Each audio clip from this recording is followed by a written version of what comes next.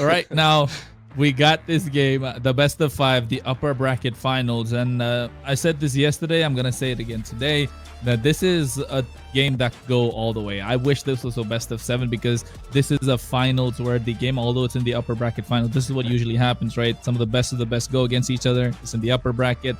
And I wouldn't be surprised if this was a repeat in the final as well. So, but at the moment, Extremely Slay on the blue side, Birthright on the red. Blue side statistically have an advantage over the red side. Only time will tell. And I think you're probably looking at the meta bans come out, right? That's what you're going to be looking at. Yeah, and I think going into this game as well, we'll have to watch out for Wicked, right? Like last time we seen Extremely Slay, like Wicked just went insane. And I think that just attributes to like how like his team is very like front heavy most of the time. So like they're able to, you know, guide their gold lane into that success that they need. But again, you can already see the mid lanes are getting target. Low Yis have been like shining stars in MLBB right at this point. So that being banned at the first Gecko is understandable. I kind of want to see the fairness. I think it's kind of wild. I'm not sure if you got a say on that, but I feel like that's just like a wild pick. Hit. It's a comfort pick of Bubbles. If it's a comfort pick, I can understand it. Yeah, definitely don't want a fair miss in there. It's the same with the Lu Yi as well. I feel like the Lu Yi is a comfort pick for Danny, and I think we were talking about them trying to choke out the mid laners, but they're choke out the roamer. They're choking out the mid laners instead. The Lu Yi, the Zushin, the Faramis. That's 3 already taken out. What's next? Maybe the Sicilian? I wouldn't be surprised. Yeah. Again, it just seems like the mid lane's such a heavy meta right now. Is that you just don't want a good mage to be able to control the team fights. So, again, I also think like Bruno is a shining star in this times. Like Bruno's just nasty, and I think people are more prioritizing the pick versus the bans for him. So I wouldn't be surprised if we don't see a team pick that up maybe in this first pick phase. Yeah, Bruno, absolutely. Even in the M6, there was they made a post, you know, that said that the only way, if you want to win, pick Bruno, buy Malefic Gun equals the win. That's what it said. Even the game developer said the same thing. So I think Bruno right now so broken in the current meta. But another hero that's broken that could be a first pick material is the Matilda, of course. So banning out the Matilda means that they want to leave a couple of heroes open. The Hylos is left open. The Gatot is left open, along with the Fanny, the Hilda. The Bruno, of course, the Sicilian is still up for grabs. So I think right now a lot to play around, even the chip for some of them. So I feel like if you're the blue side, you want to prioritize the Bruno, but at the same time, you don't want to get countered early on. So is it too risky, you think, going for a first pick Bruno, given the fact that he's so good still? I also think there's just like other things you could cook with as well. So it comes down to like what Birthright and Extremely Slay are really like focusing in these team comps. So there's the Bruno ban. Again, very respectable. That does now set the stage to taking a different approach here for Extremely Slay. Like you were saying, they could pick maybe a little bit more of a tankier go, maybe a flex pick here in the very beginning. I've heard you guys casting a lot of rubies recently as well, so maybe for some reason we might see that. Yeah, I think not just that, we haven't seen the Joy pop off as much as we'd like, right? Because I think in the beginning when the Joy patch hit, a lot of people were playing the Joy. Even you said the same thing, that your team said that Joy will start popping off. And so far, the Joy hasn't been popping off. I think teams have just moved on from it completely. Or maybe it's in the back of their mind, somewhere in the bag of tricks. But so far, it hasn't been pulled up, I think, 2 days in a row. But right now, with the Hilda being the first pick, of course, slotting that, I would say in the EXP lane is better than the roam. You might want to get some pressure going into the jungle. So now forcing the jungler of Birthright in towards more of an fighter, tanky jungle composition, where maybe now they could start picking the heroes like the Alpha, maybe go in for the Eve as well. The Hylos is still left open to match up with the clear speed, and it's also rotation with the Hilda, but the Sicilian being left open, they don't want to let it go. 78% win rate. Oof, that's a lot. in the high-low. So Birthright already picking some of the heaviest picks as their first and second pick. Now we get to see Slay, what they do to counter this, right? I mean, the Gata could be a good ideal to be able to dive into the back line. But no, they go the Tigreal. The Beatrix. Beatrix has actually been showing out as well as a marksman. Yeah, I think it's been the pattern, right? If the Bruno's not available, you go for the Beatrix, and then if the Beatrix not available, then we gotta think maybe the Harriet or maybe the, I wouldn't say Moskov still. I would still say like if not the Harriet, to be honest, 1-1 maybe, because these are the few picks that are popping off quite a lot, and I think the Beatrix being prioritized is good news for Extremely Slay. But looking at the fact that they've shown the Roamer already, that means this Hilda is going to be in the EXP lane, and nobody can catch the Sicilian right now. So this few bans that could come out from Birthright would be the Assassins, just to make sure the Sicilian is sitting quite pretty in the back line. But you mentioned about the Gato trying to dive in, which would be a good factor. Seems like Birthright take it for themselves, and they got two chunky boys as a frontliner for the Sicilian to sit behind and just dish out those damages. Yeah, what Extremely Slay is going to be running into at this point is how are they going to reach the Sicilian, you know? Like, what will be their approach? I mean, they could maybe hit some flanks with the Beatrix and the Hilda. Again, to be honest, I think Extremely Slay really needs to focus on the early game, the early mid game. They're going to want to end fast, because if it gets into the late game, they just don't have that secure ability at this point in the draft. So going forward, Birthright definitely banning out some of the stronger mages still on the board. A Vexana still here. A Valentina could still be a viable option, especially for I guess not Birthright, but for Slay. Yeah, I think it should work out really well, the Valentina. But also the Vexana, like you mentioned, right? I still don't know why teams don't pick up Vexanas a lot here. You've been saying that, I've been saying that quite often. Vexana just provides so much control, and I think right now for Extremely Slay, Vexana is a very viable option, because you have that deadly grasp to terrify these front runners in terms of the Hylos and the Gato who's going to be coming at you. So you create a little bit of an opening that the Tigreal could use to dish out the damage, and they know that the threat will be there for the Sicilian. They want to take out that backline damage, and they take it out. The Joy, they see the threat. The Moskov, however, I'm not sure. I think the Harriet would have been better, but I know they need a lot of physical damage, so taking out the Moskov kind of makes sense right now. But at the same time, maybe Birthright could go for the 1-1 as well. But they opt for the Ling, taking away that backline dive, and now putting Extremely Slay in a position where they might have to go for the Hayabusa. Yeah.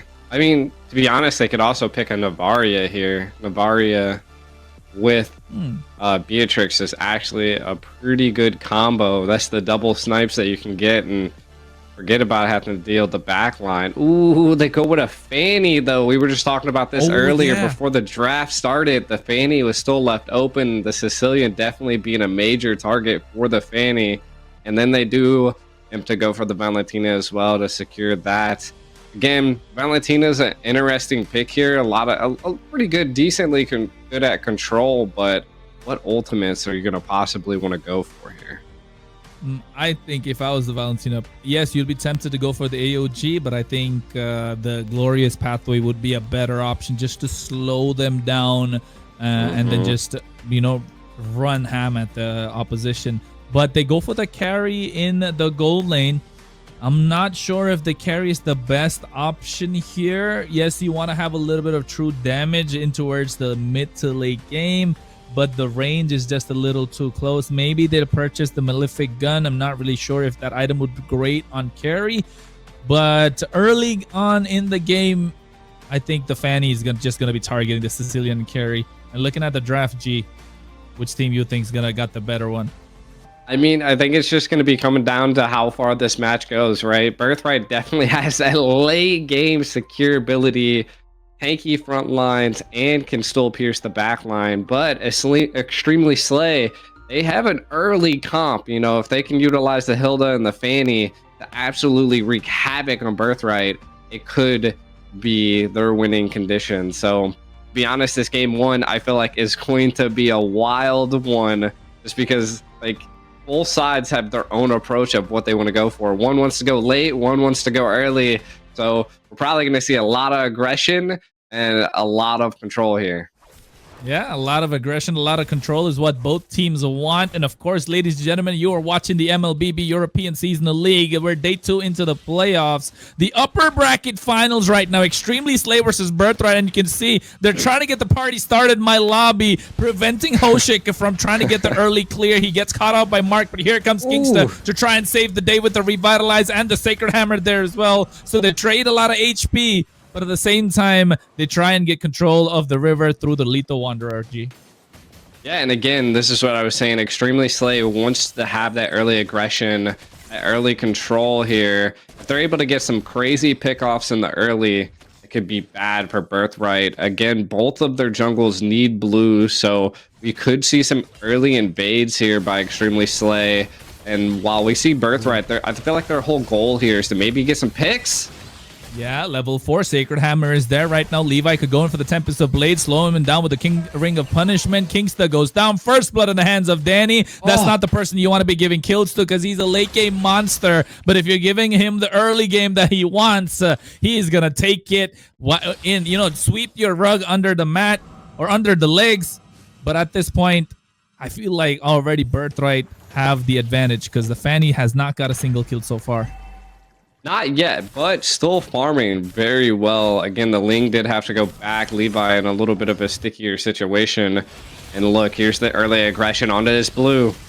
Oh, you can see Kingsta not level 4 yet. Does have the flicker, but Levi trying to go in. Sacred Hammer is there, and they pop in the Tempest of Blades. A lot of damage being dished out. Another kill in the hands of Danny, but he goes in for the steel cables, but he gets taken down, and Levi wants to get another one. Bubble is in trouble. But Danny doesn't have the Bat's Feast to make sure he gets the kill. But Hoshik gets slowed down so much by the Ring of Punishment. This is the problem when you're going against the Hylos in the EXP lane. But they make them run away, turn their attention in towards the turtle, and probably get that for free even. Yeah, and again, the aggression.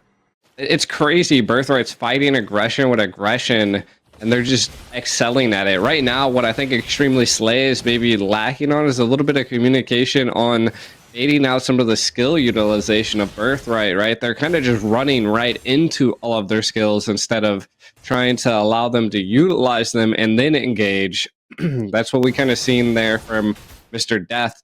The Fanny kind of ran into a wall and then ran right into the Tempest of Blades. So a tough scenario to be put into, and then just continue to try to assault Birthright.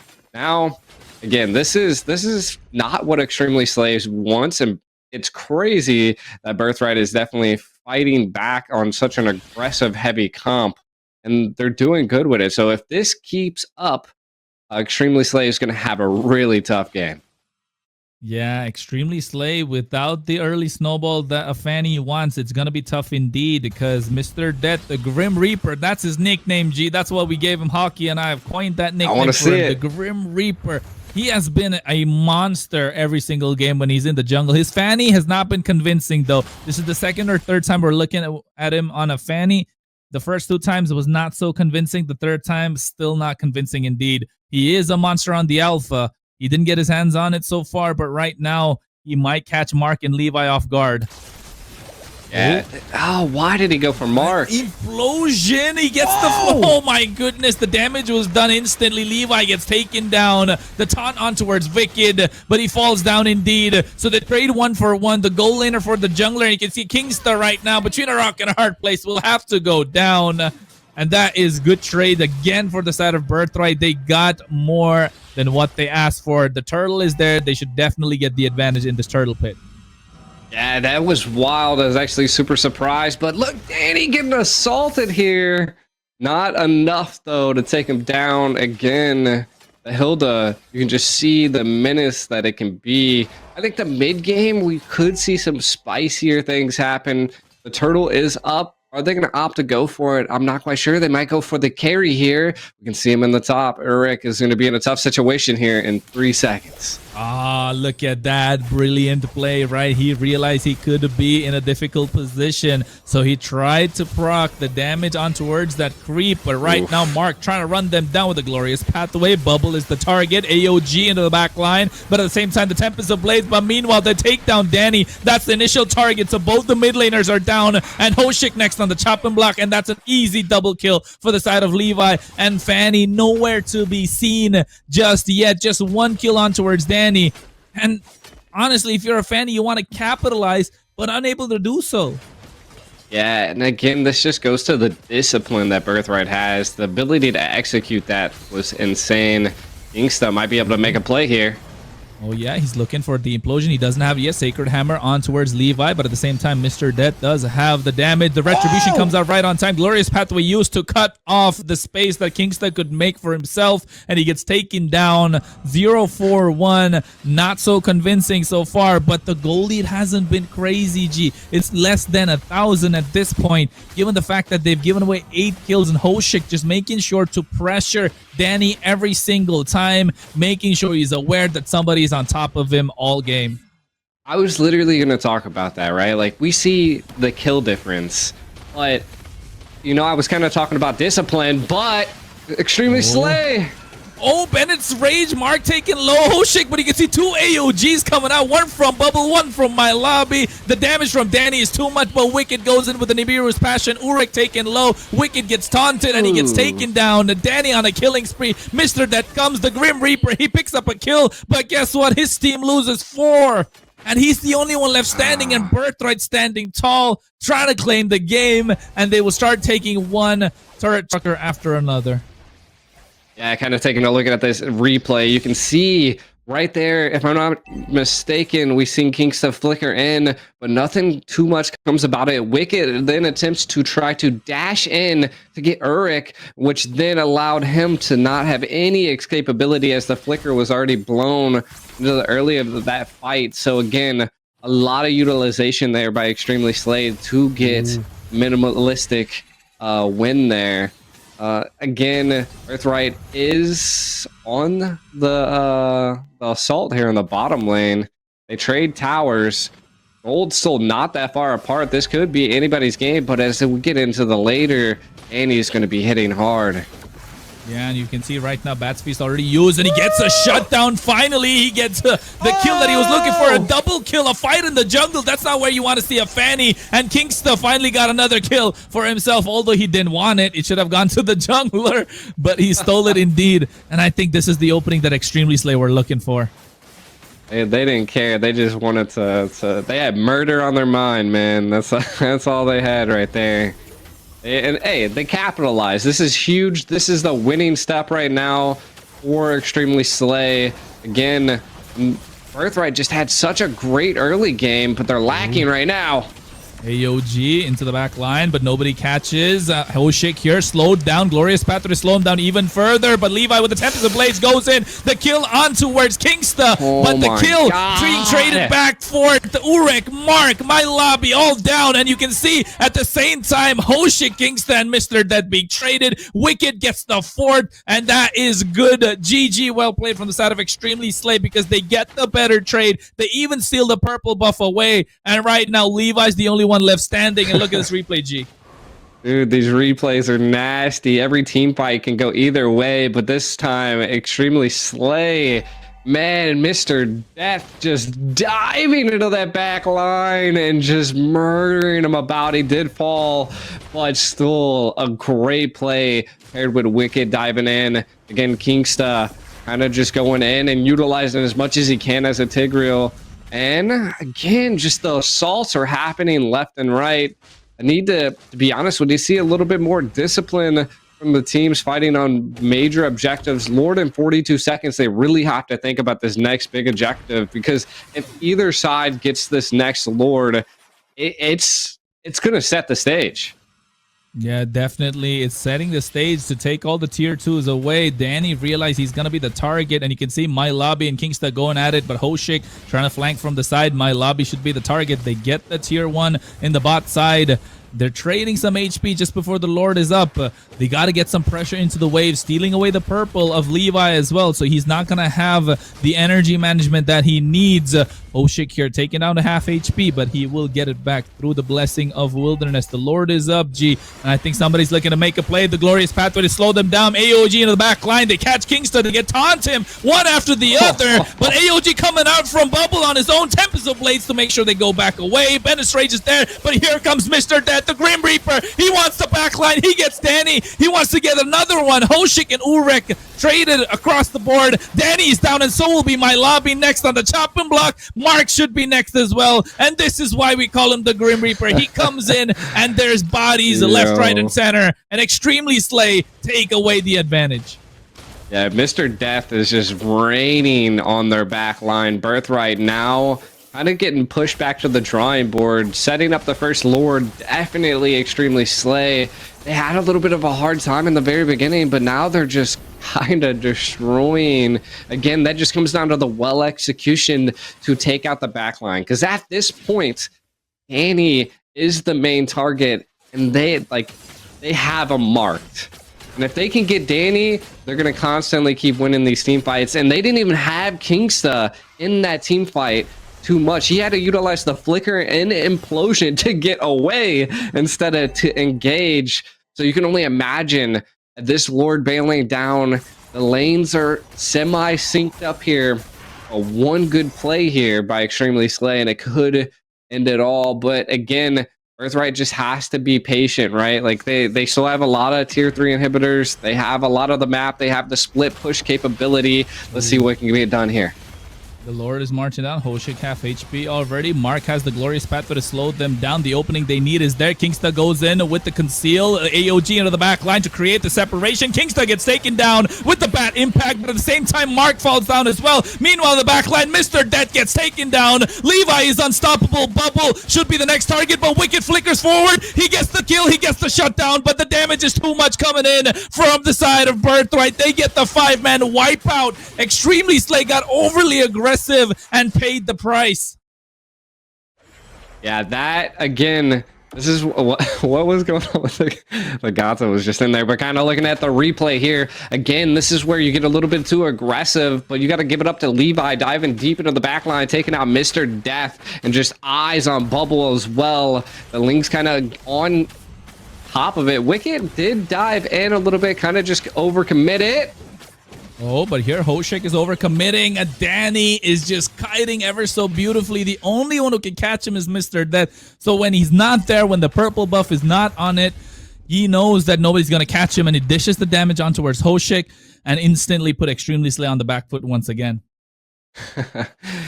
Definitely. And again, right now, it's coming down to who can get that back line, right? Like, can they secure a kill on a Mr. Death?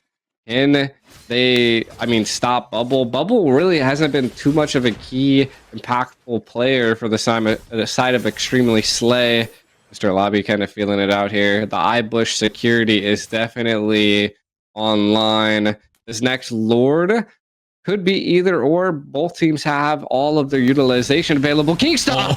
Oh, implosion. Bennett's Rage misses, though. The two revitalizers to help them survive. The back line left open, but guess what? He goes in and kills my lobby, who was the problem the entire time, setting up the fight for his team. Mr. Death realized it and made it happen. The Lord is available, G. It is the Luminous Lord, and I think this is the opening that Extremely Slay worked so hard for. Yeah, and again, they're going to probably be able to secure this Lord, if I'm not mistaken, unless Birthright's going to attempt to do something here, but they just don't have the front line to do. Now, Extremely Slay has to take this next Lord approach way better than the last one. Again, kind of focus on taking out all the towers, maybe not engaging in a team fight, but you can already see the Hilda. Oh, being chased down by Levi, but the Luminous Lord marching down the mid lane. I think Kingsta might be looking for a play. He has a flicker as well, and tier 2 should be the target right now. And again, Erlen down though. Here, Kronos. Can they defend this? It's slow. It's really slow. The push is slow, but the push is there. The bot lane not pushed in yet, but they're shoving in the mid and the top side. The Lord cracking the base crystal open from the mid lane. Kingston goes to the Sacred Hammer with the flicker as well. And all hell breaks loose in the land of Dawn. You can see everything thrown at them except the kitchen sink. They lose 2 for 1. And Wicked will be going down next. My Lobby doing a job of what an EXP laner should. Letting them know that this game is his. Nobody else can do nothing. Danny is falling. But guess what? Urek was there to dish out the damage, and so was Levi. And oh my goodness, G, that fight was instant. It was super fast. That's constantly what's happening here. The team, Extremely Slay, is just on taking the fight to Birthright, and they're not really just focusing on the objectives, you know, like sync the lanes, take the tier 3 inhibitors, you know, focus on winning the game instead of, you know, fighting your opponent. Like, it's an 18 to 25 game. To be honest, it just seems like 2 brawlers in a cage going at it. Yeah, I don't know. These brawlers are definitely in the fight. Call it a slapping competition because they're throwing slaps one after the other. And right now, they go at it again. Bennis Rage is there. Glorious Panther to cut them off. But at the same time, they get the kill on towards Kingston. Bubble. Tempest plays in the back line. Wicked goes down. That's a double. Make that another double for Danny. And they finally get the clean wipeout that they were looking for. Extremely Slay. Down and out. Birthright standing tall. All 5 of them marching down the mid lane.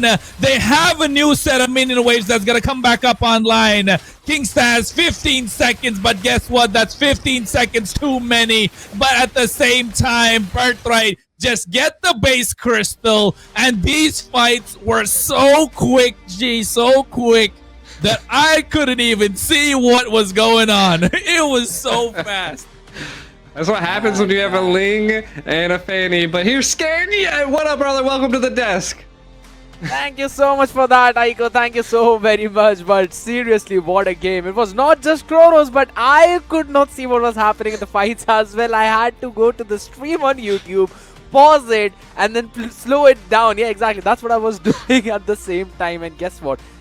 By the time I was doing that for the previous fight, after that, Lord, this new fight happened out in the game. But man, what a way to make that comeback. It was a roller coaster, right?